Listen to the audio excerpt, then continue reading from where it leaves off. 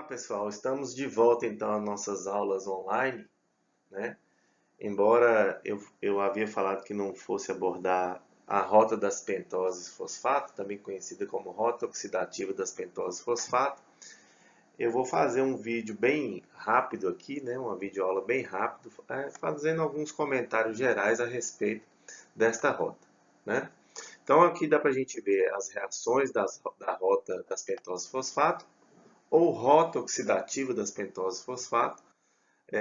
Nessas reações que começam com a glicose 6-fosfato sendo convertida por reações de oxidação à ribulose 5-fosfato, a gente observa que ocorre a liberação de CO2, né? Nessas reações dá para a gente ver claramente aqui, ó, são liberadas moléculas de CO2 neste caso e formadas moléculas de NADPH.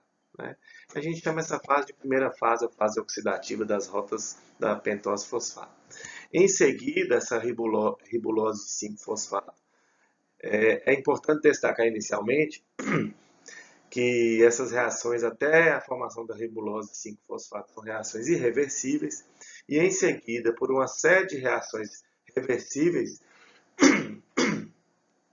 desculpa, são formadas moléculas, por exemplo, de frutose 6-fosfato, moléculas de gliceraldeído 3-fosfato que vão ser utilizadas lá na glicólise, né? Lembra lá que a gente comentou dessas moléculas, né? Lá na glicólise. Então, são uma série de intermediários. Se a gente pegar a reação geral aqui do processo da rota oxidativa das pentoses fosfato, um ciclo com 6 moléculas de glicose fosfato, vai haver a produção de 6 moléculas de NADPH. Observe que nessa molécula aqui a gente tem um fósforo, não é o NADH que a gente viu na glicólise. E liberação de CO2. Né? Na glicólise também não havia liberação de CO2, nesse caso há.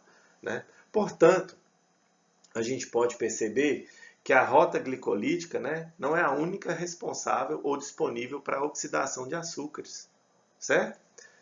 Nessa rota oxidativa das pentoses fosfato, então, as reações são conduzidas, né, por enzimas solúveis no citosol nos plastídeos. O que são os plastídeos? Exemplo de plastídeo, o próprio cloroplasto é um plastídeo. Né? Os amiloplastos, que são estruturas que armazenam amido, são plastídeos. Né? Então, essas enzimas estão solúveis ou no citosol ou nos plastídeos. Mas, no caso das plantas, né, no caso dos vegetais, elas são mais comuns nos plastídeos. Né? Essa rota oxidativa das pentoses fosfato, me desculpe, ela contribui com aproximadamente 15 a 25% da degradação da glicose, certo? Da glicose, né, nos vegetais. Então, quando essa glicose 6-fosfato ela é completamente oxidada, o que a gente vai ter de produto, para relembrar? O CO2 e o NADPH. Certo? São produtos finais da rota oxidativa das pentoses fosfato. Bom, essa rota desempenha papéis diversos no metabolismo vegetal. Ela desempenha papel no suprimento de NADPH, que é o NADPH, no citosol, né? No citosol, esse NADPH vai dirigir diversas etapas redutoras associadas a reações biosintéticas de defesa ao estresse do vegetal, certo? Esse NADPH, ainda nessa linha do estresse, ele é substrato de reações que removem as espécies reativas de oxigênio, que a gente chama de EROs. São espécies reativas de oxigênio, os famosos radicais livres, né?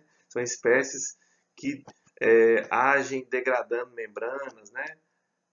A gente chama de EROs, assim, ó.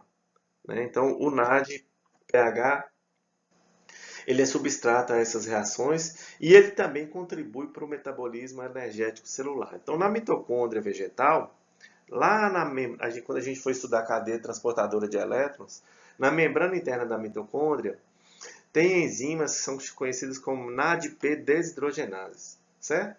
Então, esse NADPH ele vai ser desidrogenado lá, ele vai ser oxidado, transferindo elétrons até oxigênio. E essa transferência de elétrons, nós vamos ver daqui a pouco, nos próximos vídeos, ela leva à formação de um gradiente eletroquímico que é responsável pela biossíntese de ATP. Então, o NADPH também, resultante da rota oxidativa das pentose fosfato, também pode ajudar na produção de ATP.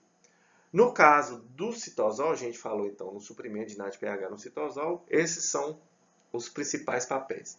No caso dos plastídeos, relembrando, os plastídeos são os cloroplastos, os amiloplastos, né? Esse NADPH, né?